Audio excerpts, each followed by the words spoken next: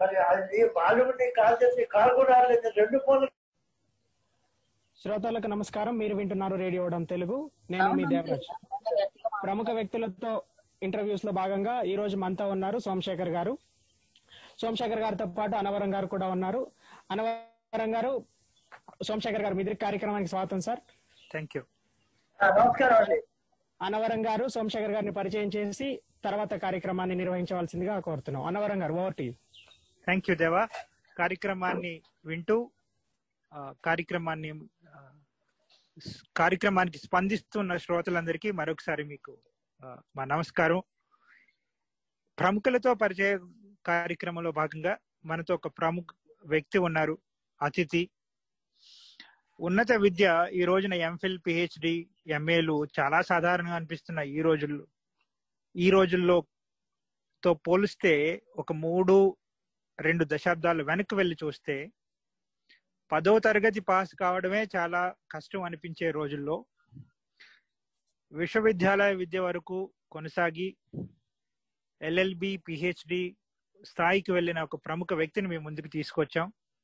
మీకు అందరికీ, చాలా మందికి మీలో సుపరిచితులు. బహుశా ఈ జనరేషన్ వారికి చాలా తెలియకపోవచ్చు. సోమశేఖర్ గారు సార్, మీకు కార్యక్రమానికి స్వాగతం. నమస్కారం అండి అనవరం గారు, మా దేవ గారు. మొదటిగా నాకు ఈ అవకాశం కల్పించిన మీకు కృతజ్ఞతలు. I'm extending my warm welcome and warm greetings to you for giving me this opportunity. నేను my birth place is Kakinada, the headquarters of east Godavari, and I became totally blind in my 6th or 7th year. 6-7 సంవత్సరాల్లో బ్లైండ్. Not totally blind by my right from my birth. So after that then I have received education up to 2nd or 3rd class in normal schools. సాధారణ స్కూల్లో నేను చదువుకున్న తర్వాత, నేను blind అయిన తర్వాత కాకినాడలోనే భవానీ అనే ఒక ఆవిడ ఉన్నారు. ఆవిడ దగ్గర నేను బ్రెయిల్ నేర్చుకుని 1970లో నేను I have joined blind school in Hyderabad. 1970 డిసెంబర్లో నేను జాయిన్ అయ్యాను. ఆల్మోస్ట్ 71 అనుకోండి. So I have completed my 10th class in 1977. 1977లో Darul Shafa high school for the blind అనే దగ్గర నేను 10th క్లాస్ పాస్ అయ్యి తిరుపతి వచ్చి Sri Venkateswara junior college and Sri Venkateswara arts కాలేజ్లో డిగ్రీ 1982లో నాకు I was awarded degree first class. అంటే అప్పట్లో డిగ్రీ ఫస్ట్ క్లాస్ అంటే చాలా మామూలు క్రెడిట్ గా ఉండేది. దాని మామూలు క్రెడిట్ కాదు, high level, high rating student లా చూసేవాళ్ళు. తర్వాత నేను ఆంధ్ర యూనివర్సిటీకి 82లో వచ్చి ఇక్కడ ఆంధ్ర యూనివర్సిటీలో ఫస్ట్ హిస్టరీ డిపార్ట్మెంట్ లో నేను స్టూడెంట్ గా జాయిన్ అయ్యి, అప్పటికి ఇక్కడ pre boarding, lodging, free education లేవు. అయితే నాకన్నా ముందు ప్రభుదాస్ అని ఒక ఆయన ఉండేవాడు, ఇప్పుడు రిటైర్ అయిపోయాడు. ఆయన మరి సాధారణంగా ఎస్సీ స్కాలర్షిప్ ఉంటాయి కాబట్టి వాళ్ళకు ఆ ప్రీ బోర్డింగ్ లాడ్జింగ్ తో పని ఉండేది కాదు. సో నేను ఉస్మానియా, ఎస్వి యూనివర్సిటీ సర్క్యులర్లు తీసుకొచ్చి ఇక్కడ ఆంధ్ర యూనివర్సిటీలో అప్లై చేస్తే నాటి రిజిస్ట్రార్ గోపాలకృష్ణారెడ్డి గారు సిండికేట్ లో పెట్టి పాస్ చేసి, for the first time all the facilities have been extended to the blind people which are already being extended by other universities like Shri Venkateswara and SV university. అయితే అప్పటి నుంచి నేను పీజీ చేశాను. పీజీ అయిన తర్వాత హార్డ్ స్ట్రగుల్ కూడా మీకు చెప్పవలసి ఉంది.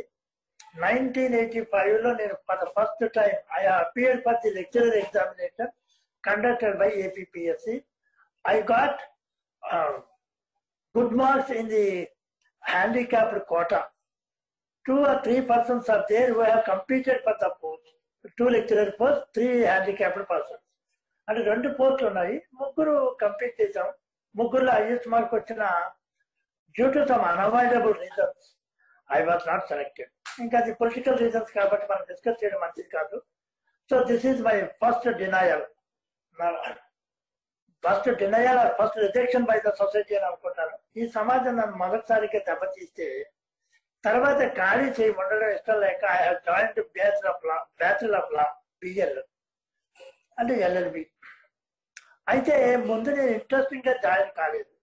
just only I want to pass the time to university. So I want to pass my time in the university to get something, some job. Till then I want to stay back there in the hostels of Andhra University. Andhra University హాస్టల్లో ఉండడానికే నేను BL join అయ్యాను. నాకేమీ రాకపోయేటప్పటికి whether I am fortunate or unfortunate, I have completed my BA in 1987 and joined PhD in the history. అప్పుడు మా guide, blind, it is horrible for you. You cannot take up the PhD program. So I advise you to join MPhil అన్నారు. Sir చేస్తే PhD చేస్తాను, MPhil చెయ్యను. అప్పుడు PhD అనేది మన కళలోని మాట ఆల్రెడీ అన్నవరం గారు మీకు చెప్పారు. అయితే ముందు నేను నాకు లాంగ్వేజ్ రాదు, సబ్జెక్ట్ తెలియదు. PhD అయితే జాయిన్ అయ్యాను. No cooperation from the guide, అంటే ఈ గైడ్ కూడా ఏం కోఆపరేట్ చేయలేదు. ఈవెన్ టాపిక్ చెప్పాడు, టాపిక్ సెలెక్ట్ చేసుకోమన్నారు, నేనే సెలెక్ట్ చేసుకున్నాను. అయితే చాప్టరైజేషన్ ఏమీ చెప్పలేదు. ఒకరోజు నాకు తెలిసి తెలియని అంటే ఏదో రాసుకెళ్తే just only he throw the papers on my face. మొహమ్మద్ విసిరేశాడు. Then I'm very offended, very much offended. And ఇంకా నేను టోటల్గా ఆయన్ని రిజెక్ట్ చేద్దాం అనుకునే టైంలో నా పక్కన నా స్టూడెంట్ సింగారావు అని ఉండి బయటికి తీసుకెళ్ళి, పంతులు దయచేసి గైడ్ మనం తిరగబడకూడదు, కొంచెం కూల్ అవ్వు అని బతిమలాడి మళ్ళీ నన్ను ఆయన దగ్గర తీసుకెళ్ళడం. కొంత రోజు ఆలోచించిన తర్వాత అప్పుడు నాకు ఒక ఫ్రెండ్ ఉండేవాడు, పురుషబాబు అని. Now is working as cooperative sub registrar at Guntur. ఆయన మెరైన్ బయాలజీ సైన్స్ స్టూడెంట్. ఆయన నన్ను రాజమండ్రి తీసుకెళ్ళి రాజమండ్రి మున్సిపాలిటీ పైన అర్బన్ డెవలప్మెంట్ పైన PhD టాపిక్. అయితే నేను చాలా ఇబ్బంది పడ్డాను. అయితే అక్కడ సుబ్రహ్మణ్యం గారు ఒక ఆయన ఉండేవారు, ఇప్పుడు ఆయన ఈ నో మోర్. ఆయన నాకు మెటీరియల్ ఇప్పిస్తాను మీరు రండి అని చెప్పి రాజమండ్రి మున్సిపల్ ఆఫీస్ లైబ్రరీలో కూర్చోబెట్టి అక్కడ మెటీరియల్ అంతా చూపించడం. మీరు ఎప్పుడు వచ్చినా మీకు ప్రీ బోర్డింగ్ లాడ్జింగ్ అరేంజ్ చేస్తానని రాజమండ్రి గోదావరి ఒడ్డుని కూర్చోబెట్టి ఇంటర్వ్యూ తీశాడు. ఇలాంటి ఇంటర్వ్యూయే, రాజమండ్రి దత్తపుత్రుడు అని. ఆయన చాలా సైకలాజికల్ గా రాసిన ఆర్టికల్ అది. ఆ తర్వాత నేను నెమ్మదిగా కుదురుకొని చాప్టరైజేషన్ చేసుకొని నేను మొత్తానికి నా ఫ్రెండ్ సాంబశివరావు అనే అతను ఉండేవాడు, ఇప్పుడు ఉన్నాడు, టీచర్ గా చేస్తున్నాడు. రోజు ఆయన దగ్గరికి వెళ్ళి బాధపడుతూ ఉండేవాడిగా ఏం చేసేవాడు కాదు, నేను అదేమో చేత కాదు. అయితే చాప్టరైజేషన్ చేసి ఒక రోజు ఫస్ట్ చాప్టర్ రాశాను. ఏంటిది? Municipal administration in the Madras presidency. అది రాస్తే మా గైడ్ ఇది బాగుంది, ఇలా ఉండాలి అన్నాడు.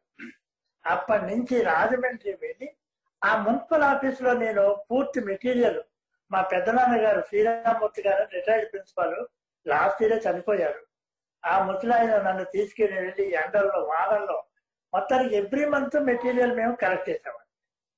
కలెక్ట్ చేసి అంటే ఆ రాజమండ్రి మినిట్స్, అడ్మినిస్ట్రేషన్ రిపోర్ట్స్ అని చూసుకొని బ్రెయిన్ లో రాసుకొని ఇక్కడికి వచ్చి మళ్ళీ నేను మా వాళ్ళతోటి హ్యాండ్ రైటింగ్ మ్యాన్స్క్రిప్ట్ లో రాయించి దాన్ని టైప్ చేయించేవాళ్ళం. ఆఖరికి అంతా రాసిన తర్వాత ఏమైంది, అప్పుడు 1993లో December 31 లో PhD పూర్తి చేసిన వాళ్ళకి జాబ్ ఆపర్చునిటీస్ ఉంటాయి. లేదా అంటే ఇంకా కంపల్సరీగా PhD ఉండాలి. 93 లోపు అయిన వాళ్ళకి జాబ్ PhD అవసరం లేదన్నారు. అప్పుడు నేను 93లో ఉన్నాను. ఇంకెలాగా PhD తప్పేది కాదు, ఇంకా అన్న టైం అయిపోతుంది అని చెప్పి మొత్తం మీద 8 చాప్టర్లు రాసిస్తే ఇలా కాదు, దీన్ని మనం కొంచెం కట్ చేయాలి. నేను తిరుపతి వెళ్ళి అప్పట్లో PR రావు గారు అని ఒక ఆయన ఉండేవారు. అనవరం గారు వింటున్నారా? వింటున్నా. మిమ్మల్ని మధ్యలో ఆపకూడదని మేము వెళ్ళడం లేదు. మీ ఆన్లైన్ మీ టెక్నాలజీ అంత మోసం చేస్తుంటారు సార్, లేదు. అందుకని 93 ఆయన PR రావు గారు అని SV యూనివర్సిటీ ప్రొఫెసర్, ఆయన తిరుపతి మున్సిపాలిటీ చేశారు. ఆయన దగ్గరికి వెళ్ళి చూసుకొచ్చి ఇలా కాదు అబ్బాయి, దీన్ని 10 చాప్టర్లు చేయాలని చెప్పి మళ్ళీ చెప్పాడు. నాకు చాలా బాధ అనిపించింది. మళ్ళీ చేశారు. చేసిన తర్వాత ఆఖరికి I have submitted my PhD in 1995 and I was awarded PhD in 1996. Sir ఒక చిన్న చిన్న చిన్నగా ఆపుతున్నాను మిమ్మల్ని. మీరు 1991 లో PhD సబ్మిట్ చేశారు, am I right? 91 కాదండి, 95. సారీ 95 లో PhD సబ్మిట్ చేశారు. 95లో అంటే అప్పటికి 7 ఏళ్ళు అయింది జాయిన్. 87 లో మీరు ఎవరి దగ్గర అయితే PhD స్టార్ట్ చేసి ఎవరైతే మీ మొహం మీద తిప్పుకుంటారో ఆయన దగ్గరే PhD సబ్మిట్ చేశారు. ఆయన దగ్గరే చేశారండి, ఆయన సంతకం పెట్టాడు. అయితే వైవాకి ఇది అంతా పద్మనాభం తెచ్చండి. నాకు ఆయన దగ్గరికి వెళ్ళడానికి భయపడి మా పద్మనాభాన్ని నాగన్ని పంపించేవాడు మా గైడ్ దగ్గరికి. PhD ఏం చేస్తున్నావు నువ్వు చేస్తున్నావా అని చెప్పి పద్మనాభాలు నన్ను రోజు సతాయిస్తుండేవాడు. చచ్చిపోతే 7 సంవత్సరాలు రాలేదా అనేవాడు మా గైడ్. సార్ ఆయన పని మీద ఉన్నాడు సార్ ఏదో చెప్పి, అంటే ఆయన తిడతాడని తప్పించుకోవడానికి వీళ్ళని పంపిస్తుండేవాడిని. అంటే ఏదో మెటీరియల్ ఇచ్చి పంపించడం కానీ, కరెక్షన్ చేసి మళ్ళీ సాధిస్తే వీళ్ళకి ఇస్తే వీళ్ళు నాకు ఇవ్వడం కానీ చాలా ఇబ్బంది పడ్డారు అప్పుడు పద్మనాభం నాగన్న ఇప్పుడు నోవో చనిపోయాడు, నాకు రోజు అసోసియేట్ అప్పట్లో.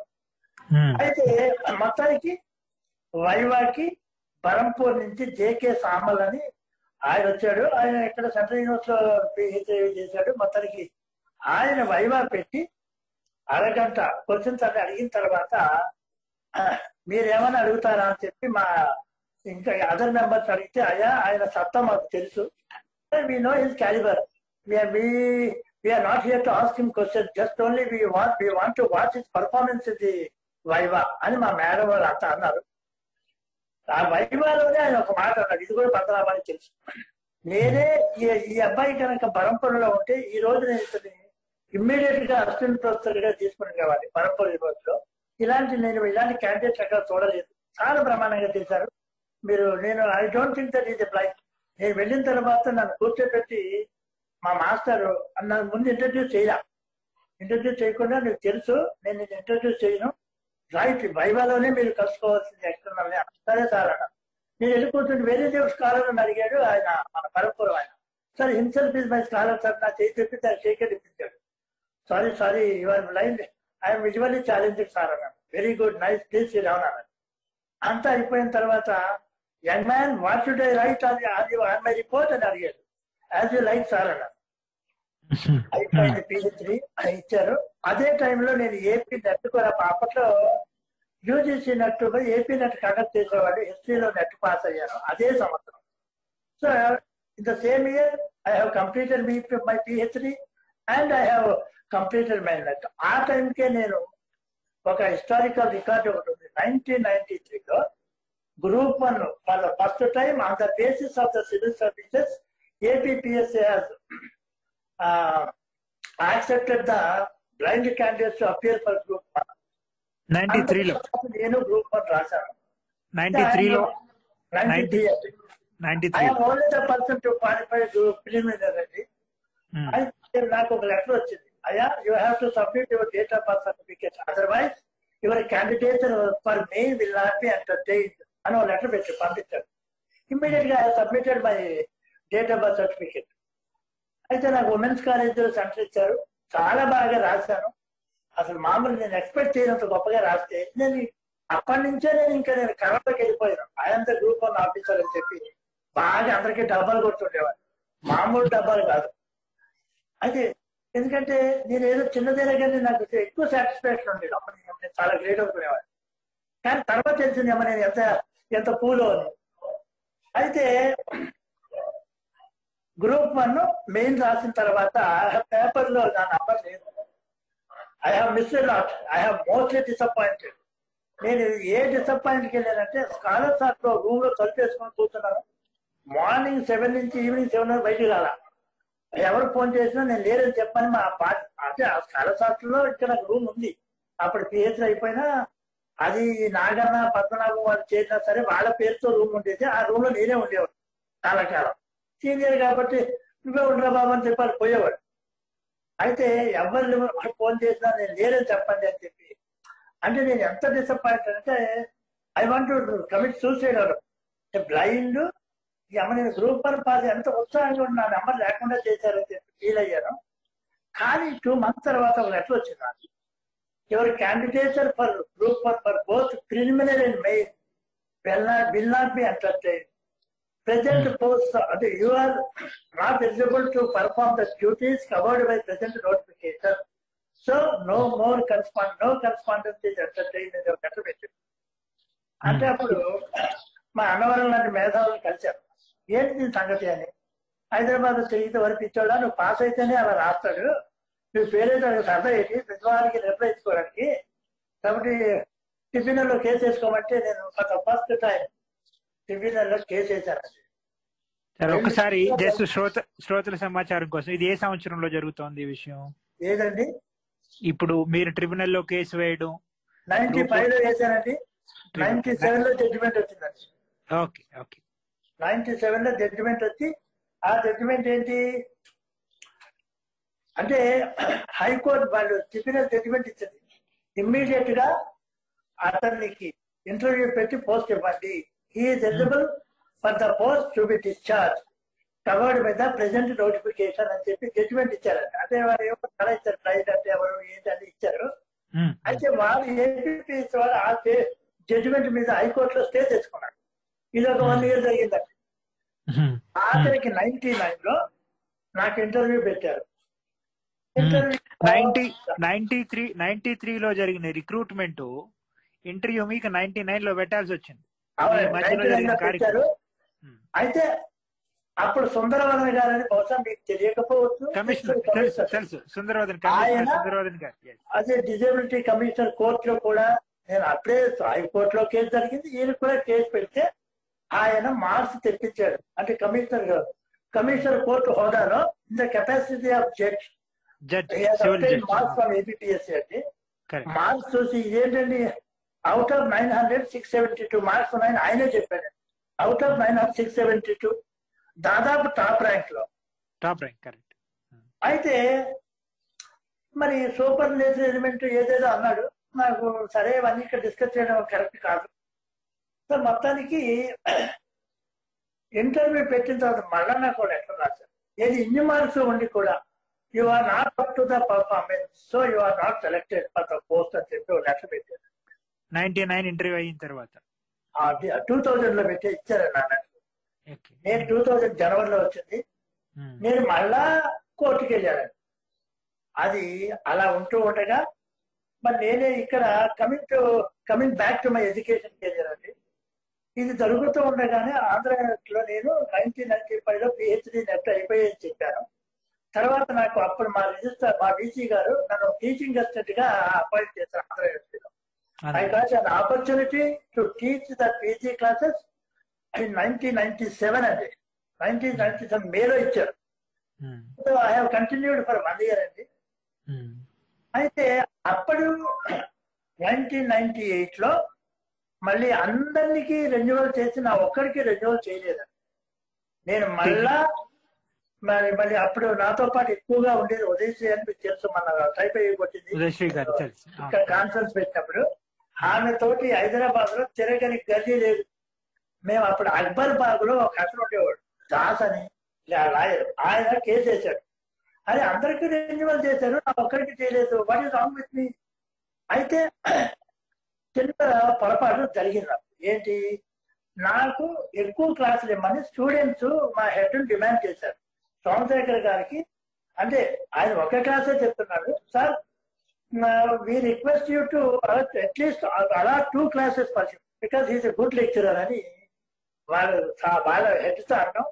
అమ్మాయి వీళ్ళు వస్తే మనకి పేరుండదు ఉద్దేశంతోనే మాకు వర్క్ లోడ్ లేదని వీసీకి రాసిపడింది. అప్పుడు వీసీ రొక్కం రాధాకృష్ణ ఆయన నిజంగా నేను just I'm shedding tears from my years from my eyes.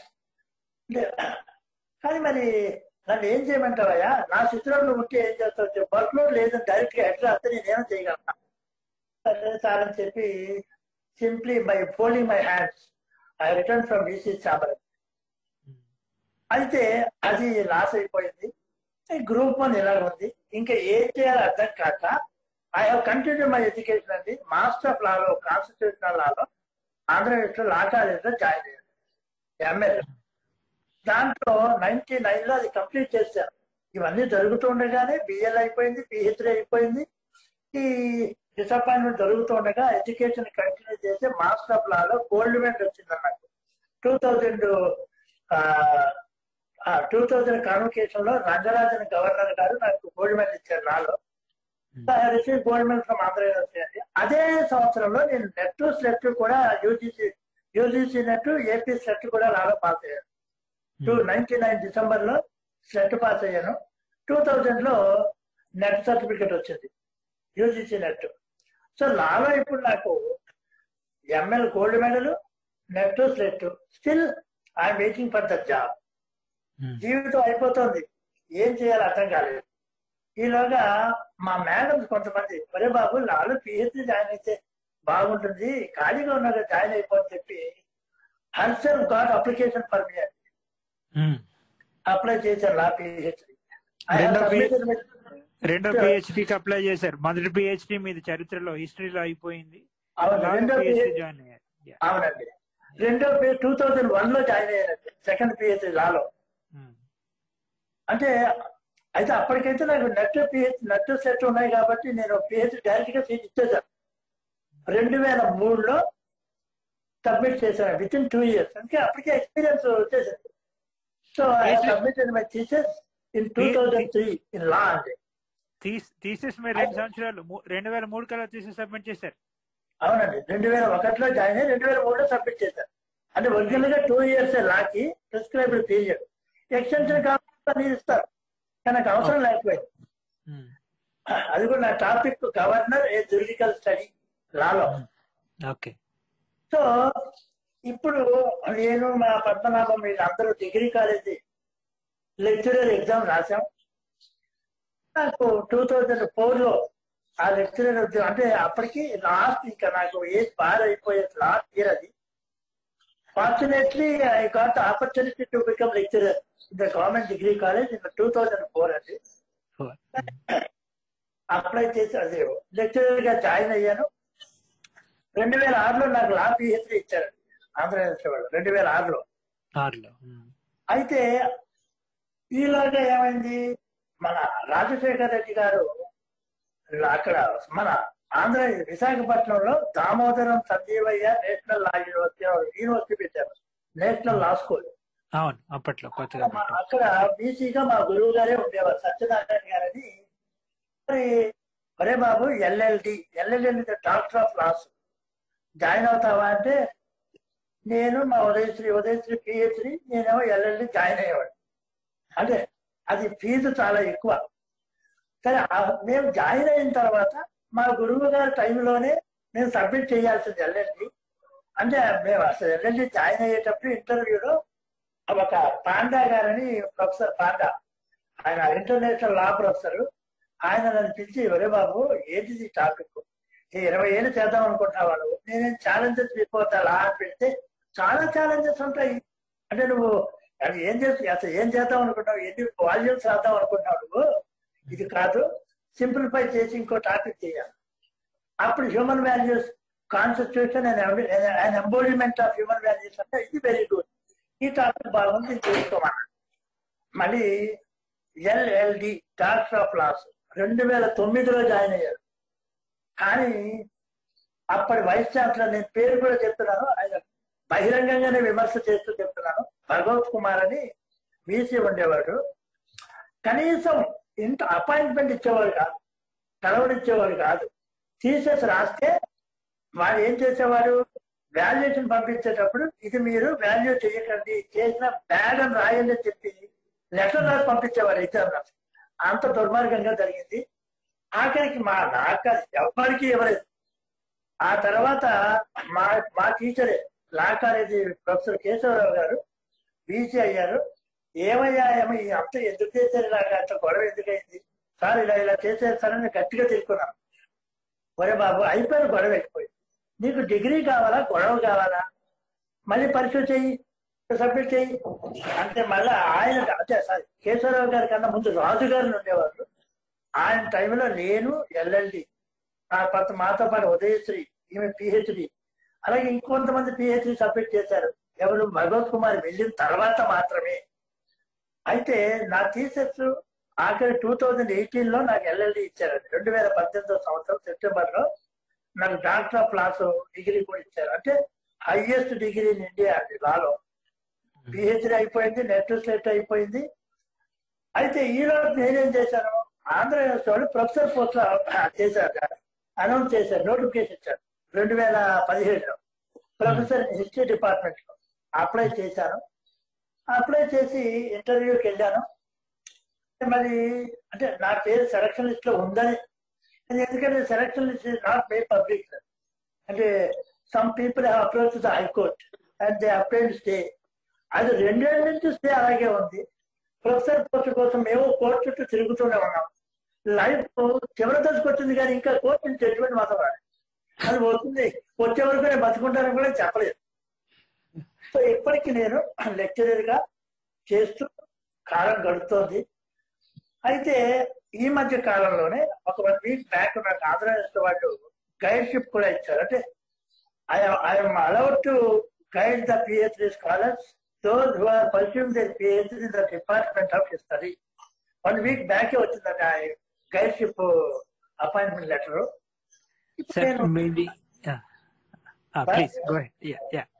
ఏమంటారు? Please go head. అర్థం కాదా? చెప్పండి. అంటే క్విక్ గా కంప్లీట్ చేయమంటారా? నో లేదు. అయితే గైడ్షిప్ తీసుకున్నాను. ఇప్పుడు స్కాలర్స్ అలాట్మెంట్ కోసం వెయిటింగ్, ప్రొఫెసర్ పోస్ట్ గురించి కూడా వెయిటింగ్. అంటే ఇంత ఎందుకు చెప్పాను, ఒక హ్యాండిక్యాప్డ్ తన రైట్స్ కోసం జీవితకాలం అంతా పోరాడితే ఆఖరికి అదే time of the age bar he got an opportunity. కానీ అక్కడితోనే compare to stay back.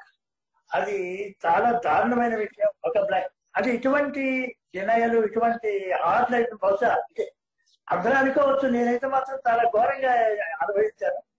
Group 1 officer post రాక నేను మళ్ళీ ఈలోగా చాలా యూనివర్సిటీకి అప్లై చేశాను. నల్సార్ యూనివర్సిటీ, కలకత్తాకి నేషనల్ జ్యుడిషియల్ సైన్సెస్ యూనివర్సిటీకి వెళ్ళాను. అసిస్టెంట్ ప్రొఫెసర్కి అప్లై చేస్తే ఇంత దూరం రావాలయ్యా. మాధవ్ మీనన్ అని రీసెంట్ గా చదువు లెజెండ్, అంటే లా లెజెండ్ అనమాట ఆయన. ఇంత దూరం రావాలని ఒక్కరి జాబ్ ఇవ్వలేకపోయారయ్యా ఇంత హైలీ ఎడ్యుకేటెడ్ కి. నేను ఏపీ గవర్నర్ తో మాట్లాడతాను అన్నారు. కృష్ణకాంత్ గారు గవర్నర్ కూడా ఒక లెటర్ రాశారు.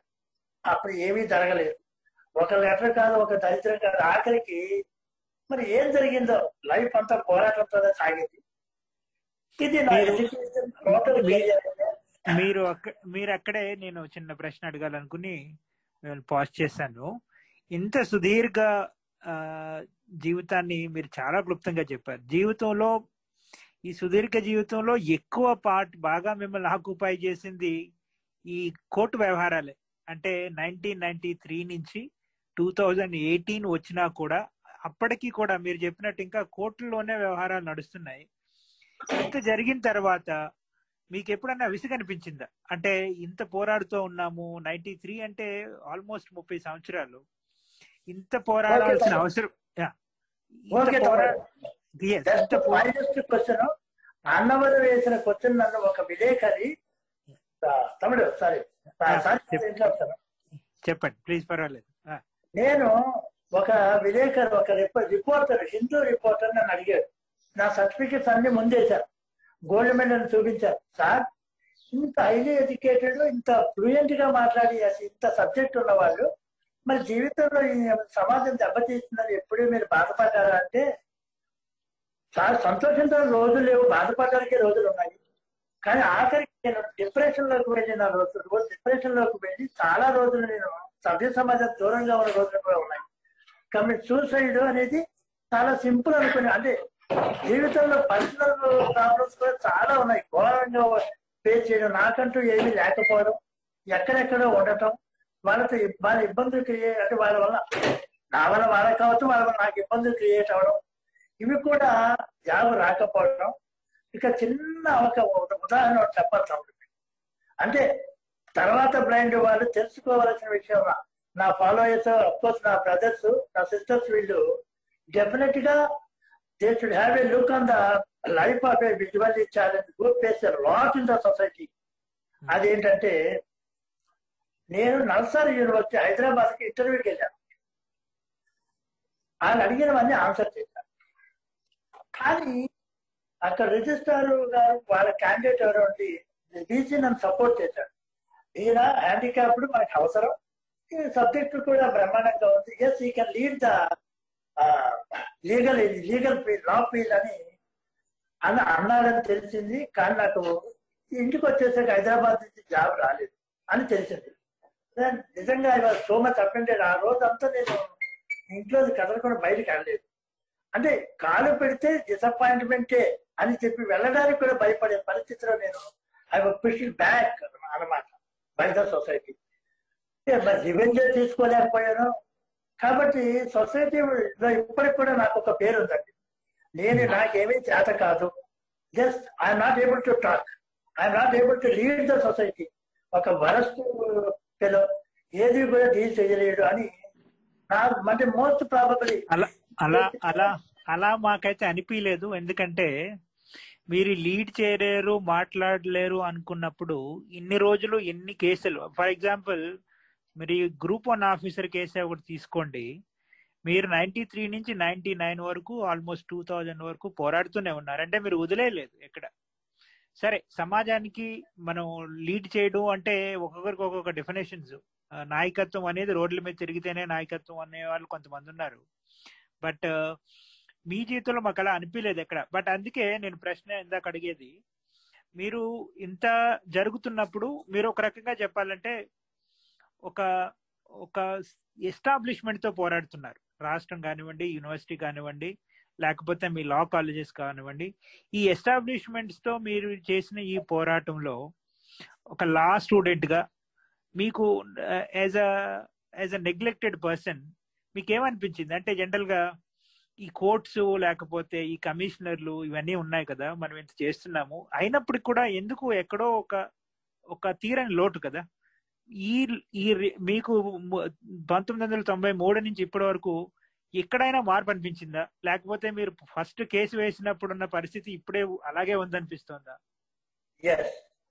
ఓకే తమ్ముడు, దీనికి నా స్ట్రైట్ ఆన్సర్ అంటే ఎక్కడ ముసుగులో గుజరాట లేదు. 93 నుంచి 2020 వరకు ఇప్పటికీ ప్రొఫెసర్స్ కోర్టులో ఉందన్నది ఈ రోజు కూడా. ఎక్కడైనా సరే కోర్టులో అంటే నేను కన్క్లూజన్కి వచ్చాను, బీయింగ్ ఏ లా స్కాలర్, లాలో నేను ఎల్ఎల్డి చేసి ఈ మాట అంటున్నానంటే, now the judicial officers as a legal field of law should ashamed of the position which they are holding now. ఎందుకు షేమ్ ఫీల్ అవ్వాలి వాళ్ళు? క్వాలిఫికేషన్స్ ఉండి, క్యాలిబర్ ఉండి, just I was thrown back and deep and just I was thrown back to the depression. అది ఎందుకు చేశారు అనేది న్యాయస్థానం వాళ్ళు ఆలోచించుకోవాలి. అంటే న్యాయం అనేది బ్లైండ్ తొందరగా దొరికేది కాదు. న్యాయం అనేది డబ్బున్న వాళ్ళకు, పొలిటికల్ లీడర్స్ కు 2 రోజుల్లో దొరికితే మరి న్యాయం నాకు దొరకదు. ఎందుకంటే నేను టీచింగ్ అసిస్టెంట్ గా కోర్టులో ఫెయిల్ అయ్యాను, గ్రూప్ 1 ఆఫీసర్ గా కోర్టులో ఫెయిల్ అయ్యాను, ప్రొఫెసర్ గా మరి ఫెయిల్ అవుతానో సక్సెస్ అవుతానో చెప్పలేని డోలాయమానంలో ఉన్నాను. కాబట్టి కోర్టు ఎక్కడ నాకు అన్యాయం చేస్తూనే వచ్చింది. మీరు ఎన్ని యాక్ట్లు పాస్ చేయండి, నరేంద్ర మోడీ గారి యాక్ట్ 2016, అలాగే 2000 మన సీతారాం కేసరి గారు 1990 ఫస్ట్ డిజబిలిటీస్ యాక్ట్, ఏ యాక్ట్ లో ఏ ప్రావిజన్ కూడా నన్ను కాపాడలేదు. ఆ ప్రావిజన్స్ తోనే నేను ఫైట్ చేయడం, నేను కోర్టులో స్టే వెకేట్ చేయడం, నా సొంతంగా పిటిషన్ రాసుకుని వెళ్ళాను. అప్పుడు కూడా నేను సక్సెస్ కాలేదు. అంటే ఇది నా బలహీనత, లేకపోతే నా చేతకాంతనమా, లేకపోతే సొసైటీ నా మీద తీసుకున్న చురువునండి ఏమన్నది, దాన్ని ఏమంటారో మీరే నిర్ణయించుకోండి. లా గురించి మాట్లాడుకుంటున్నాం కాబట్టి మరి దీనికి సంబంధించి చిన్న ప్రశ్న అడగాలి మిమ్మల్ని. దానికంటే ముందు బహుశా మనం మీ చిన్నతనం గురించి మనం పెద్దగా మాట్లాడుకోలేదు. జనరల్ గా మీరు ప్రైవేట్ గా ఆయా పరిస్థితుల వల్ల ప్రైవేట్ గా 10th పాస్ అవ్వక ముందు బ్రెయిల్ మీరు నేర్చుకున్నారు, అది కాకినాడలో.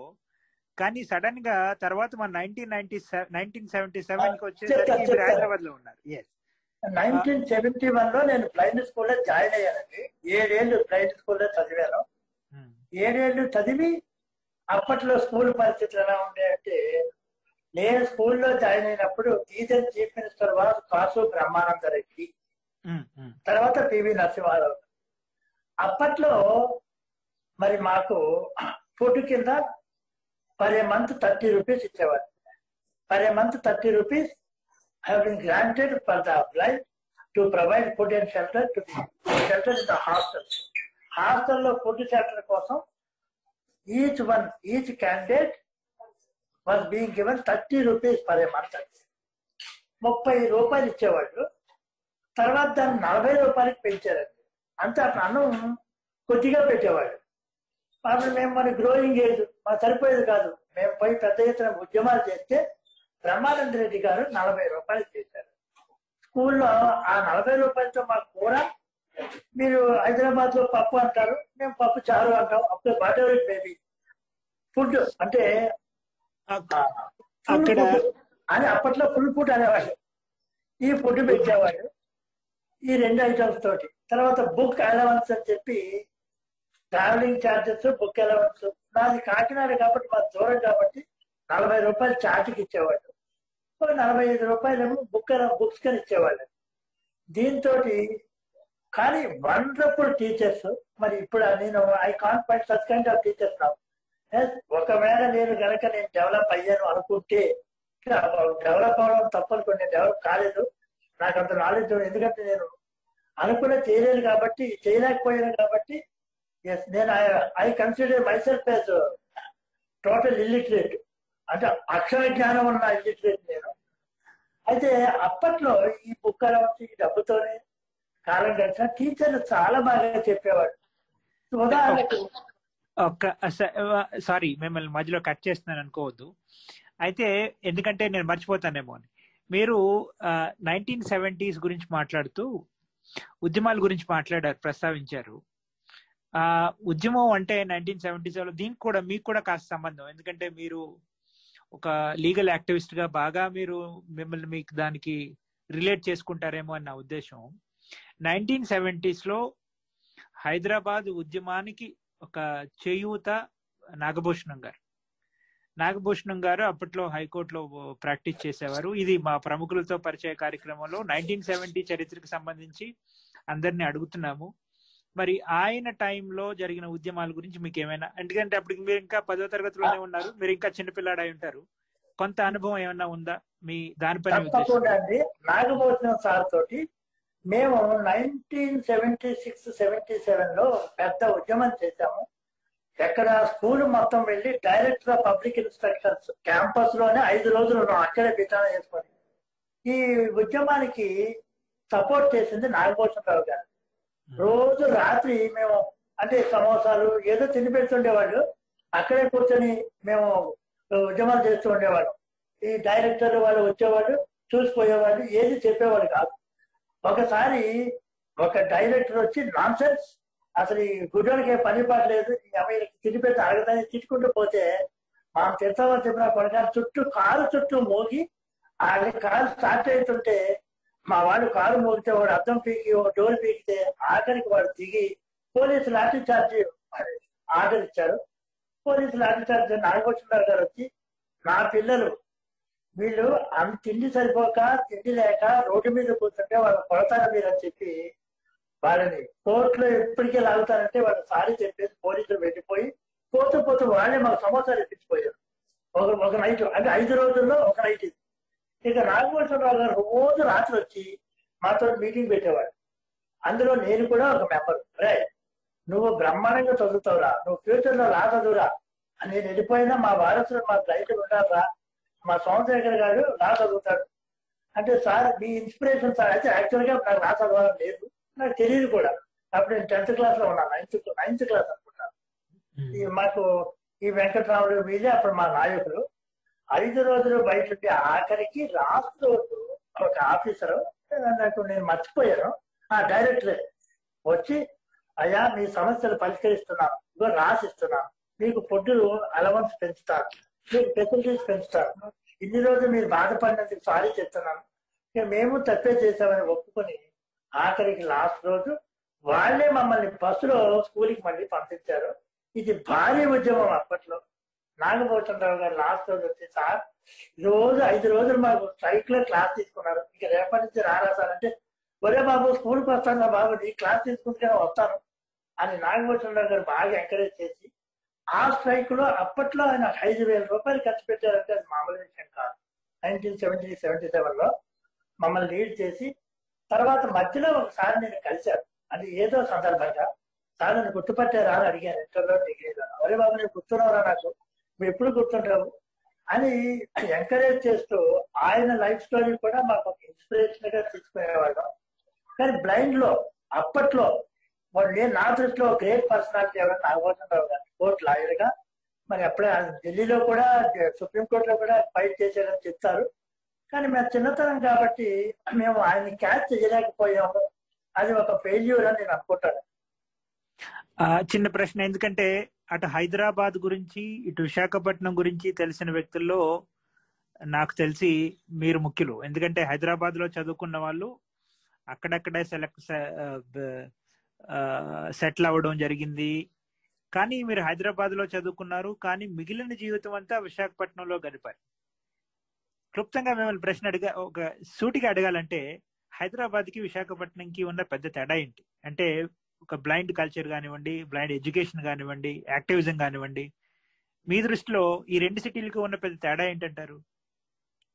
చిన్న విషయం అండి, మధ్యలో ఒక లింక్ మీరు కట్ చేశారు. నేను హైదరాబాద్ కి విశాఖపట్నం మధ్యలో తిరుపతిలో 5 ఏళ్ళు చదివాను, ఇంటర్ డిగ్రీ. తిరుపతిలో కూడా చదివాను. అయితే హైదరాబాద్ నా ఎర్లీ స్టేజ్ ఒక రకంగా చెప్పాలి. I consider Hyderabad as my birth, my mother place అండి. నేను హైదరాబాద్ అంటే నాకు చాలా ఇష్టం. నా జీవితంలో స్కూల్లో ఉండి ఆకతాయితరంగా ఆడుకుని ఏదో చదువుకున్న ప్రదేశం హైదరాబాద్. తిరగని ప్రదేశం ఉండే సినిమాలకి తిరుపతి వచ్చాను. తిరుపతిలో గ్రోయింగ్ స్టేజ్ అండి, ఒక ఫైనెస్ట్ డెవలప్మెంట్, దేవస్థానం కాలేజ్ చాలా బాగా ఎడ్యుకేషన్ ఉంటుంది. అక్కడ నేను జనాలతో కంప్లీట్ చేసి నేను డిగ్రీ కంప్లీట్ అయినా ఫస్ట్ క్లాస్ తెచ్చుకున్నాను. చాలా గర్వపడ్డా. అప్పుడు పేపర్లో వేసినప్పుడు బాగా నేను చాలా గ్రేటే అనుకునేవాడిని. అప్పట్లో అంటే చిన్నతనం అంటే అప్పుడు మంచి యూత్ లో ఉన్నాను కాబట్టి నేను చాలా గ్రేట్ అనుకునేవాడిని. తర్వాత ఎప్పుడు నేను పనికి మాలిన వాడు అనుకున్నానంటే నేను డిగ్రీ లెక్చర్ అయిన తర్వాత అసలు నేను కోరుకున్నది ఏంటి, నేను చేస్తున్నది ఏంటో. అయితే ఇప్పుడు మీరు హైదరాబాద్కు విశాఖపట్నం తేడా అడిగారు. హైదరాబాద్ నా చిన్నతనం, విశాఖపట్నం నేను ఫుల్లీ గ్రోన్ స్టూడెంట్ అండి, యూనివర్సిటీ స్టూడెంట్. యూనివర్సిటీలో చాలా వరకు లీడర్షిప్ గా తీసుకొని చాలా పోరాటాలు అవి జరిగాయి. అది పద్మనాభం వాళ్ళకి కూడా తెలుసు. మేము చాలా తిరిగాం. అప్పట్లో వీళ్ళందరూ నాకు జూనియర్స్, అందరూ కలిసే ఉండేవాళ్ళం, కలిసి పోరాటాలు చేశాం. విశాఖపట్నంలో నాకు నేను ఒక లీడర్ గా, ఒక హైలీ ఎడ్యుకేటెడ్ గా తిరగలేని పరిస్థితి. హైదరాబాద్ నా చిన్నతనం. మరి నేను బ్లైండ్ కల్చర్ నేర్చుకున్నది హైదరాబాద్ లో, బ్లైండ్ తో తిరిగింది హైదరాబాద్. సార్ బ్లైండ్ కోసమే జీవితం, అంటే కలిసిమెలిసి బ్లైండ్ ఎలా ఉంటారో నేర్చుకున్నది హైదరాబాద్ లోనే. అది ఇప్పటికీ నాకు అలవాటు అయిపోయింది. అందుకే నాది అనేది ఏం ఉండదు, ఉండదే జనాలు పెట్టడం, తింటూ ఉండడం. అది ఆనాటి ఇప్పటికీ నాకు అలవాటు అయిపోయింది. కానీ ఈ విషయం మీరు పద్మనాభం గారి గురించి చెప్తాను, నా సోషల్ లైఫ్ ఎలా ఉంటుందని. కానీ విశాఖపట్నం బ్రహ్మాండ యూనివర్సిటీ లైఫ్ లో హ్యాపీగా గడిచింది. హైదరాబాద్ చిన్నతనం, తెలిసి వయసు, పాటగా గడిచింది. కానీ ఒక బ్లైండ్ గా నాకు knowledge, blind assess, I was introduce the blind culture only in Hyderabad. మీరు విశాఖపట్నంలో ఆంధ్ర యూనివర్సిటీలో చాలా ప్రముఖ పాత్ర వహించారు. సరే, మీకు మీరు కొన్ని సందర్భాల్లో నేను ఏమీ చేయలేదు అనుకోవడం అది మీ గొప్పదనం. కానీ ఆంధ్ర యూనివర్సిటీలో మీది చాలా ప్రముఖ పాత్ర ఉందనే చెప్పుకోవాలి. ఎందుకంటే యూనివర్సిటీ స్టూడెంట్ గా, స్కాలర్ గా చాలా రోజులు ఉన్నారు. ఇప్పటికీ కూడా విశాఖపట్నంలో మీరు తెలియనంటే వాళ్ళు ఇప్పటి తరం వాళ్ళు కూడా మీ పేరు తెలియని వాళ్ళంటూ ఎవరు ఉండరు విశాఖపట్నంలో. So Visakhapatnam particularly Andhra university నేపథ్యంలో అందులోకున్న సమాచారం కానివ్వండి, యాక్సెసిబిలిటీ కానివ్వండి, దానిపైన ఇంకా అంటే ప్రోగ్రెస్ ఎలా జరుగుతుంది అంటారు? కావాల్సినంత ప్రోగ్రెస్ జరుగుతుంది? వెరీ గుడ్ క్వశ్చన్ అండి. ఆంధ్ర యూనివర్సిటీలో నేను initial stage I'm the first person to fight for the rights. అది మీకు చెప్పాను ఇంతకుముందు, అక్కడే సబ్జెక్ట్ పెట్టి. అయితే విచిత్రమైన విషయం చెప్పాలి, ఇందాక మీరు ఎంఏలు, ఎంపీలు, పిహెచ్డీ చాలా ఈజీ అని. కానీ ఉస్మానియా యూనివర్సిటీ వాళ్ళు బ్లైండ్ పిహెచ్డీ సీట్ ఇవ్వరు. ఆంధ్ర యూనివర్సిటీలో బ్లైండ్ కి చాలా మందికి సీట్లు ఇచ్చారండి. నాకు తెలిసి త్రిలోక్ కుమార్ చనిపోయాడు, హేమంత్ కుమార్ ఆయన ఎడ్యుకేషన్ లో పిహెచ్డీ చేశాడు. మైసెల్ఫ్ నేను, మేము ముగ్గురం. తర్వాత వాళ్ళు పిహెచ్డి అంటే కంప్లీట్ చేయకపోవడం, జాబ్ వెళ్ళిపోవడం జరిగింది. ఆంధ్రప్రదేశ్లో మాత్రం బ్లైండ్ కి పిహెచ్డి సీట్లు ఇవ్వడం, ఫ్రీ బోర్డింగ్ లాడ్జింగ్ లాంటి ఫెసిలిటీస్ కల్పించడం. తర్వాత ఆంధ్రప్రదేశ్లో బ్లైండ్ కి ముఖ్యంగా కొంతమంది వైస్ ఛాన్సలర్లు, మన గోపాలకృష్ణారెడ్డి గారు, ఫాలోయింగ్ వైస్ ఛాన్సలర్స్ కూడా మేము ఏది అడిగితే అది, సార్ మేము ఫంక్షన్ పెట్టుకుంటామంటే హాలు, మాకు బస్సులు కూడా ఇచ్చిన పరిస్థితి వేరే యూనివర్సిటీలో అవకాశం లేదు. ఆంధ్రప్రదేశ్లో ఆ స్థితికి తీసుకొచ్చింది. ఫస్ట్ నేనంటే బాగా అందరికీ ఎక్కువ ముద్దు ఉండేది అప్పట్లో. ఏమడిగితే అది ఇచ్చి పడేవాళ్ళు. ఏం కావాలంటే సార్ రూమ్ పడుకో ఫ్రీగానే. అది ఆ ట్రెండ్ తర్వాత నా ఫాలోయర్స్ అనుభవించారు. కానీ దురదృష్టవశాత్తు మీరు సోకాల్డ్ గ్లోబలైజేషన్ వచ్చిన తర్వాత మరి బ్లైండ్ కి ఆంధ్రప్రదేశ్ వాళ్ళు ఫ్రీ ఫెసిలిటీస్ టోటల్లీ స్టాప్. ఇప్పుడు లేవు. అంటే ఒక రకంగా ప్రోగ్రెషన్ కి బదులు రిగ్రెషన్ కి వెళ్ళిందనే చెప్పుకోవాలి. ఎస్, అంటే ఇది మీరు ప్రోగ్రెసివ్నెస్ అప్పట్లో ఉండేది, ప్రోగ్రెషన్ అప్పట్లో ఉండేది. కరెక్ట్. ఇప్పుడు టోటల్ గా డిప్రెషన్ లోకి వెళ్ళిపోయింది. ఇప్పుడు అది ఎందుకంటారు? అంటే విద్యార్థుల యాక్టివిజం లేకంటారా, లేకపోతే అడ్మినిస్ట్రేషన్ లో కొంత కన్సర్న్ లేకంటారా? ఒక్క విషయం ఈ విషయంలో మీకు చెప్పాలి. మేము ఇనిషియల్ స్టేజ్ లో ఉన్నప్పుడు బ్లైండ్ ఎవడు కావాలన్నా పీజీలో సీట్ వచ్చేది అప్పట్లో. అంటే first priority should be given to the blind candidates అనేవాడు. ప్రతి డిపార్ట్మెంట్ బ్లైండ్ అనేవాడికి సీటు డినై చేసేవాడు కాదు. ఇప్పుడు ఏమంటారు, రోస్టర్ అంటున్నారు. రోస్టర్ అంటే దాదాపు బ్లైండ్ చాలా తక్కువ అయిపోయారు యూనివర్సిటీలో. ఇక పిహెచ్డీ చేరిన వాళ్ళు పాపానే పోలేదు. ఇంకా ఎవరికైనా నేను ఒక్కనే కనపడతాను ఎక్కడైనా సరే, మిగతా వాళ్ళంతా కనుమరుగైపోయారు, ఏది జరగటం లేదు. అది కాదు స్కాలర్షిప్ కూడా. ఇప్పుడు ఇదివరకు హ్యాండిక్యాప్ డిపార్ట్మెంట్ లో స్కాలర్షిప్ ఇచ్చేవాడు. ఇప్పుడు బీసీ వెల్ఫేర్, ఎస్సీ వెల్ఫేర్ అని చెప్పి బైఫర్కేట్ చేసేసి వాళ్ళు ఇస్తే స్కాలర్షిప్ తీసుకొని ఆడతలేదు. మనకంటూ పీడబ్ల్యూడి మీరు అన్నది కరెక్టే. ఈ మధ్య కంపార్ట్మెంటలైజేషన్ అయిపోయి వాడు డిపార్ట్మెంట్ వాడు వీడి తీసుకుంటాడు, ఎస్సీ అయితే ఎస్సీ తీసుకుంటాడు, బీసీ అయితే బీసీ తీసుకుంటాడు. కానీ పీడబ్ల్యూడి అనే ఒక యూనిక్ ఐడెంటిటీ దెబ్బతింటూ పోతా ఉంది. మీరు అన్నమాట నా ఫుల్లీ అగ్రీ విత్ యూ. ఒక పీడబ్ల్యూడిగా మీరు ఫెసిలిటీస్ పొందాలంటే ఈ రోజున ఎక్కడా లేని పరిస్థితి. సో ఆంధ్ర యూనివర్సిటీలో అది స్పష్టంగా కనపడుతోంది. మీరు thank you for pointing that out. అయితే టూ మచ్ ఫార్మలైజేషన్ కూడా మిమ్మల్ని వింటూ ఉంటే అనిపిస్తోంది. Too much of formalisation. అప్పట్లో రోస్టర్ 3 ఇవ్వాలి 2 ఇవ్వాలనే లేదు. మీరు అన్నట్టు నిజంగానే ఎలిజిబుల్ ఉండి అర్హత ఉన్నవాడు ఉంటే 4కి 5 కన్నా ఇచ్చేవారు. టూ మచ్ ఆఫ్ ఫార్మలైజేషన్ కూడా దెబ్బతీస్తుంది అంటారు? తప్ప. నేనైతే ఓపెన్ గా చెప్తాను. ఒకప్పుడు జీవో ఎలా ఉండేది, 1970s 80s లో first priority will be given to the blind, second priority orthopedic, third priority deaf and dumb ఇలా ఉండేది. అయితే deaf and dumb higher education వచ్చేవాళ్ళు కాదు. మరి వాళ్ళ పరిస్థితిని బట్టి వాళ్ళకు ఉండేది. కానీ బ్లైండ్ కి చాలా ప్రయారిటీ ఉండేది అప్పట్లో. అది ఓన్లీ ఫీల్డ్ ఆఫ్ ఎడ్యుకేషన్. ఒక జాబ్స్ పరంగా అయితే అప్పుడు జాబ్స్ కూడా బాగానే వచ్చాయి. మరి మా పెద్దలు, మా సీనియర్స్ చాలా మంది లెక్చరర్స్ అయ్యారు. మరి ఆంధ్రప్రదేశ్ లో బాగా డెవలప్ అయిన వాళ్ళు ఉన్నారు. కానీ ఎప్పుడైతే గ్లోబలైజేషన్, రోస్టర్ పాయింట్స్, తర్వాత concise of the government, concise of the jobs అది డైరెక్ట్ గా హ్యాంపర్ చేసింది బ్లైండ్ మీద. అయితే మీరు అనొచ్చు, ఎవ్రీ ఇయర్ మనం బ్యాక్లాగ్ పోస్ట్ చేస్తాం. ఎవరికి ఇస్తున్నారు బ్యాక్లాగ్ పోస్టులు? ఓన్లీ క్లాస్ 4 ఎంప్లాయీస్ మాత్రమే. హైయర్ ఎడ్యుకేషన్ అయితే హై లెవెల్ జాబ్స్, గ్రూప్ 1 లెక్చరర్లు, ప్రొఫెసర్లు ఇవి చాలా తక్కువ. పోరాటం చేయగా 2004 లో మా పద్నాలుగు, నేను నాలాంటి వాళ్ళు అప్పుడు వీ గాట్ ఏ ఆపర్చునిటీ. కానీ చాలా తక్కువ ఆపర్చునిటీస్. పీడబ్ల్యూడీ యాక్ట్ ఉంది కానీ ఇంప్లిమెంటేషన్ లో చాలా ల్యాప్సెస్ ఉన్నాయి అనేది నేనే ప్రత్యక్ష ఉదాహరణ.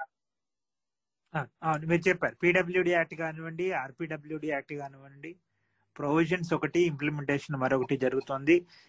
మీకు ఇంతవరకు మనం చర్చించిన విషయం ఒకటి, మీ అభిప్రాయం తప్పనిసరిగా తీసుకోవాలి. సాంకేతిక పరిజ్ఞానం. మీరు పిహెచ్డి రాసేటప్పుడు బ్రెయిల్ నోట్స్ తీసుకున్నాను అంటూ ఉంటే నాకు ఆశ్చర్యం అనిపిస్తోంది. ఎందుకంటే మీ పిహెచ్డీలు ఇవన్నీ కూడా ఈ ప్రీ టెక్నాలజీ ముందు. 95 లో పిహెచ్డి సబ్మిట్ చేశారు అంటే అప్పటికి ఇంకా స్క్రీన్ రీడింగ్ టెక్నాలజీ అనేది లేదు. సో ఇప్పుడు యాజ్ అ టీచర్ గా ఇప్పుడు మీరు టెక్నాలజీ చాలా అవైలబుల్ గా ఉన్న సందర్భం కూడా చూస్తున్నారు. మీరు ఎప్పుడన్నా ప్రయత్నం చేశారా ఫస్ట్ ప్రస్తుతం ఉన్న ఈ టెక్నాలజికల్ యాక్సెసిబిలిటీ ఆపర్చునిటీస్ ని ట్రై చేసి ఎక్స్ప్లోర్ చేసి దీని డిఫరెన్స్ ఎప్పుడైనా గమనించే ప్రయత్నం చేశారా? నేను జనరల్ గా ఆర్టికల్ రైటర్ అండి. నేను రీసెంట్ గా ఒక ఆర్టికల్ రాస్తూ online education totally kind of trash అని రాస్తూ నేను మా పిల్లలకి నేను ఆన్లైన్ లో పాఠాలు చెప్తున్నప్పుడు, సార్ వాయిస్ బ్రేక్ అవుతుంది, sir you are not visible, sir you are not audible. రోజు నేను చెక్ చేసుకుంటా నా పక్క ఉదయశ్రీ అంటే ఆ పని మానుకొని ఇక్కడ కూర్చొని 2 hours అంటే అది ఇప్పుడు అడ్మిట్ చేయడం అదంతా కూడా వాళ్ళు చేయాల్సింది, ఎంత టెక్నాలజీ మనకు ఉన్నా. అయితే ఎప్పుడు రోజు డిస్టర్బెన్స్, ఆఖరికి నేను 2 hours పాఠం చెప్పేది ఎంత గట్టిగా అరవాల్సిన పరిస్థితి అంటే వాళ్ళ సిగ్నల్స్ ఉండవు. కొన్ని చోట్ల అసలు సెల్ ఫోన్లు పనిచేయవు. అయినా 1 month నేను ఆన్లైన్ క్లాస్ తీసుకుని ఆఖరికి వాళ్ళకి చెప్పాను, ఒరే బాబు క్లాసులు స్టార్ట్ అవుతాయి, మళ్ళీ నేను ఇదంతా రిపీట్ చేయాల్సి ఉంటుంది, కాబట్టి మీరు అప్పుడు మళ్ళీ క్లాసులు చెప్తాను. ఈ విషయం మధ్యలో ఒకటి చెప్పాలండి. నాకు అంటే ఫెయిల్యూర్స్ మధ్యలో ఒక సక్సెస్ అంటే I was given best teacher award అండి 2017 స్టేట్ బెస్ట్ టీచర్ అవార్డు ఇచ్చారు నాకు. Congratulation sir. 2017 అండి. విజయవాడ కన్వెన్షన్ సెంటర్ లో తీసుకున్నాను. అప్పుడు చంద్రబాబు నాయుడు గారు, గంటా శ్రీనివాసరావు అని మా ఫ్రెండ్ అండి, ఆయన రూమ్ లోనే ఉండేవాడు. ఆయన హెచ్ఆర్డి మినిస్టర్ గా చేశారు. ఆయన మా సూపర్ సీనియర్ అంటే ఆయన రూమ్ లో ఉండేవాడు నేను యూనివర్సిటీలో ఉన్నప్పుడు. అది బాగా క్లోజ్. అయితే అప్పుడు ఏం చేశానో వేరే అంటారు, అది పర్సనల్ మ్యాటర్. సరే, మొత్తానికి మరి దేని గురించి మనం మాట్లాడుకుంటాం, టెక్నాలజీ గురించి టెక్నాలజీ. కానీ నేను అఫ్కోర్స్ ఇప్పుడు టెక్నాలజీతోనే జరుగుతుంది. ఇప్పుడు మరి నేను చెప్తుంటే వదిలేసి టైప్ చేస్తూ ఉంటుంది. ఇప్పటికి మేము ఒక 17-18 PhD వరకు సాయం చేసి వాళ్ళకి అవార్డులు కూడా అయిపోయాయి. మరి నెట్ లో మెటీరియల్ చదువుతున్నాం. నా నెట్ మెటీరియల్ నచ్చేది కాదు. నేను ఇప్పటికీ లైబ్రరీకి వెళ్ళి పుస్తకాలు చూస్తాను తప్ప I don't want to consider the net material as quality material. అయితే ఇంకా కొంచెం ఇన్ఫర్మేషన్ కావాలన్నప్పుడు నెట్ వాడుకోవడమే. కానీ నేను ఇప్పటికి కూడా చెప్తున్నాను, అది నెట్ను ఈ కంప్యూటర్స్ లేకపోతే సెల్ ఫోన్స్ ఎందుకు ఎంకరేజ్ చేస్తున్నారు అని దాన్ని I have my own reservation. అంటే మీకు రాదు కాబట్టి మీరు నేర్చుకోవడం అది మ్యాటర్ కాదు. ఎందుకంటే ఇప్పుడు నేను దాదాపు అన్ని యాక్టివిటీస్ కూడా అసిస్టివ్ టెక్నాలజీ, మీరు చెప్పే అసిస్టివ్ టెక్నాలజీ జరుగుతుంది. కానీ అది అసలు ఒక బ్రెయిల్ రైటింగ్, హ్యాండ్ కోఆర్డినేషన్ కావాలంటే బ్రెయిల్ రైటింగ్ ఉండాలి. బ్రెయిల్ రీడింగ్ చాలా మందికి రాదు, రైటింగ్ చాలా మందికి రాదు. అంటే టోటల్ కంప్యూటర్ లో వినడం, ఆ విన్న తర్వాత ఎక్స్ప్రెషన్స్ కూడా చేయలేకపోవడం. ఒకప్పుడు ఉన్న ఎడ్యుకేషన్, ఒకప్పుడు ఉన్న knowledge totally present visually challenge students have lack of the knowledge. అంటే ఇలాంటి వాళ్ళు ఉండొచ్చు.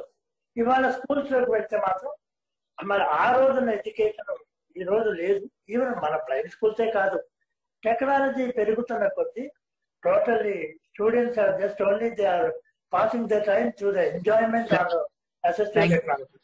Sir thank you very much. మీరు అన్న మాటని అంటే ఈ మాట నేను I think this is the word of the day. ఎందుకంటే రోజు రోజుకు టెక్నాలజీ మీతో పూర్తిగా ఏకీపిస్తాను. టెక్నాలజీ పెరుగుతోంది, కానీ టెక్నాలజీ వల్ల బేసిక్ క్వాలిటీ ఎడ్యుకేషన్ బాగా దెబ్బతుంది, పర్టికులర్లీ బ్లైండ్ స్కూల్స్ లో.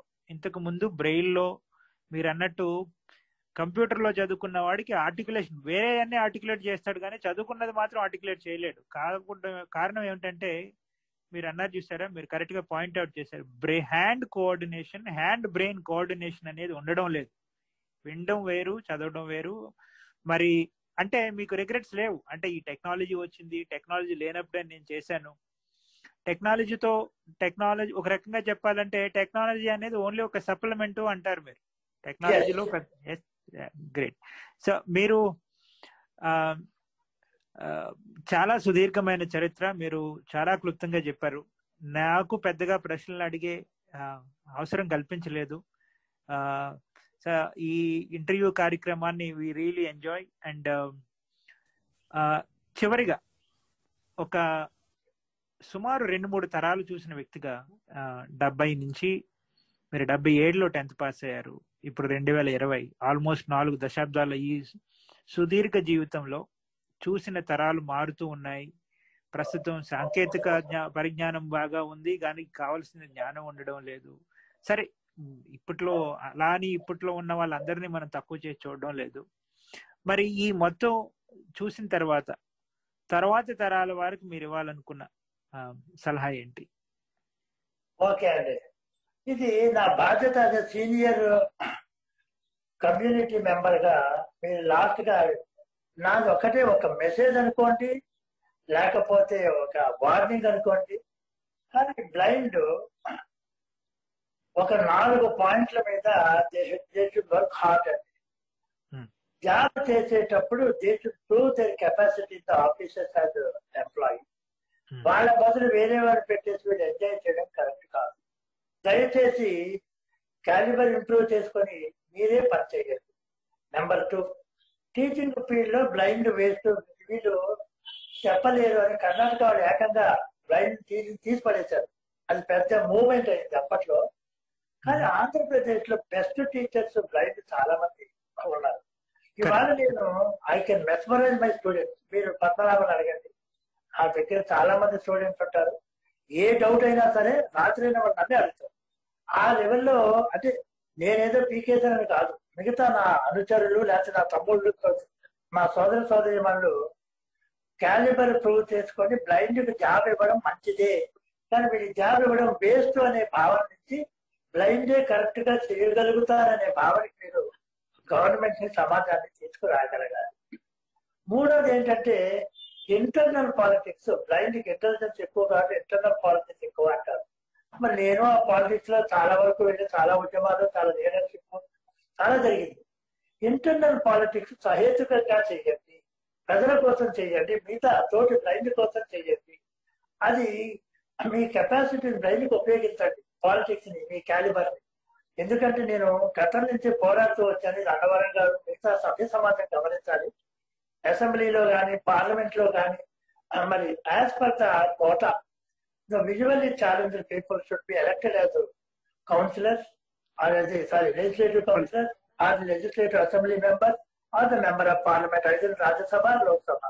Political representation. నా స్టూడెంట్ గా నేను దీన్ని చేస్తామని మిమ్మల్ని అంటే మీ పోరాటంలో this kind of reservation should be given to the blind to maintain their identity అని నేను దానికి బ్లైండ్ అందరూ సిద్ధంగా ఉండండి. పోరాటాలు సక్రమంగా చేయండి, పాలిటిక్స్ కోసం చేయకండి. పాలిటిక్స్ క్రియేట్ చేయడం కోసం కాదు, కానీ పాలిటిక్స్ స్వచ్ఛంగా అంటే పేరు చేయడం, ప్రీ పాలిటిక్స్, పేరు పాలిటిక్స్ కోసం చేయండి, ఉద్యమాలు చేయమని. దానికి ఎప్పుడు మా సహకారం సీనియర్ గా ఎప్పుడు ఉంటుంది, ఈ రోజే కాదు ఏ రోజైనా. ఇది నేను మా సోదరుడు అన్నవరం మిగతా అందరికీ కూడా నేను ఇచ్చిన హామీ అనుకోండి. అన్ని సొసైటీలో పేరు సంపాదించాలంటే చాలా కష్టపడాల్సి ఉంటుంది. అన్నవరం కాదు. థ్యాంక్ యూ అండి. మేము అడిగిన వెంటనే మన్నించి ఇంటర్వ్యూకి ఒప్పుకొని చాలా విషయాలు చెప్పారు. మీకు నేను చెప్తూ ఉన్నట్టే మనకి వికలాంగుల చరిత్ర అనుకోండి, అందుల విషయంలో చరిత్ర అనుకోండి, మనకు చరిత్ర లేదు. ఈ ప్రముఖులతో పరిచయం కార్యక్రమాన్ని నిర్వహించి రేడియో ఉడాన్ ద్వారా మేము ప్రచారం చేయాలనుకున్న వాటిల్లో ఒక ముఖ్య ఉద్దేశం ఏం జరుగుతూ వచ్చింది. ఇంతవరకు ఒక పుస్తకం రాసిన పాపానికి ఎవరు పోలేదు, లేకపోతే ఏం జరిగిందని చెప్పడానికి చెప్పితే కూడా పూర్తి సమాజానికి వెళ్లే మార్గం లేదు. ఆ ఉద్దేశంతో ఈ కార్యక్రమాన్ని ప్రారంభించి మీలాంటి వాళ్ళతో మాట్లాడుతూ ఉన్నాం. మీరు వెంటనే ఒప్పుకొని చాలా విషయాలు చాలా క్లుప్తంగా, చాలా ముఖ్య విషయాలు చాలా క్లుప్తంగా చెప్పారు. ఈ కార్యక్రమానికి విచ్చేసి మా కోరికను మన్నించినందుకు thank you very much sir. మీకు వచ్చే మీ పోరాటం, ఇంకా జరుగుతున్న పోరాటం సఫలీకృతం కావాలని రేడియో ఉడాన్ తరఫున, మా శ్రోతల తరఫున మీకు ఆల్ ది బెస్ట్ చెప్తూ thank you very much. Thanks, ధన్యవాదాలండి. మాకు అవకాశం ఇచ్చిన మీకు మరొకసారి ధన్యవాదాలు తెలియజేస్తూ అవకాశంలో మళ్ళీ మనం అందరం కలుస్తూనే ఉండడానికి ప్రయత్నం చేద్దాం. Thank you. ఓవర్ టు దేవా. థ్యాంక్ యూ అన్నవరం గారు. నాకు ఇంకా చెప్పడానికి ఏం మిగలేదు యాక్చువల్ గా. సో 2-3 విషయాలు మాత్రం నేను పంచుకొని కార్యక్రమాన్ని ముగించే ప్రయత్నం చేస్తాను. అయితే వీలైనంత వరకు సోమశేఖర్ గారు అన్ని యాంగిల్స్ ని టచ్ చేశారు. పొలిటికల్, సామాజిక హక్కులు, బాధ్యతలు అన్నిటిని టచ్ చేశారు. తన సుదీర్ఘ ప్రయాణంలో ఇప్పటి వరకు జరిగిన లోటుపాట్లను అన్నిటినీ కూడా చాలా క్లుప్తంగా గంటలో పంచుకోవడం చాలా కష్టమైన విషయమే అయినప్పటికీ కూడా సార్ మీకు ప్రత్యేకించి ధన్యవాదాలు సార్. మాతో అంటే షార్ట్ నోటీస్ మీరు స్పందించి మీకు సంబంధించిన విషయాలన్నింటినీ కూడా మాతో పంచుకున్నందుకు. అన్నవరం గారు చెప్పినట్టు నిజంగానే ఇది చరిత్ర. ఇప్పటివరకు మనకు చరిత్ర రాసింది ఎవరు లేదు, పుస్తకం రూపంలో కానీ ఆర్టికల్స్ రూపంలో కానీ ఎక్కడైనా సరే. మీరందరూ మా ఆస్తి సార్. సో ఇప్పటివరకు మాతో ఉన్నందుకు వందనాలు సార్. అదే రీతిగా అన్నవరం గారు కూడా చక్కని నిర్వహణ సహకారాన్ని మనకు అందజేశారు. అన్నవరం గారు మీకు కూడా ప్రత్యేకించి కృతజ్ఞతలు తెలియజేస్తున్నాం సార్. ఇది అండి ఈనాటి కార్యక్రమం. వచ్చే కార్యక్రమంలో మళ్ళీ కలుద్దాం. నమస్కారం. నమస్తే.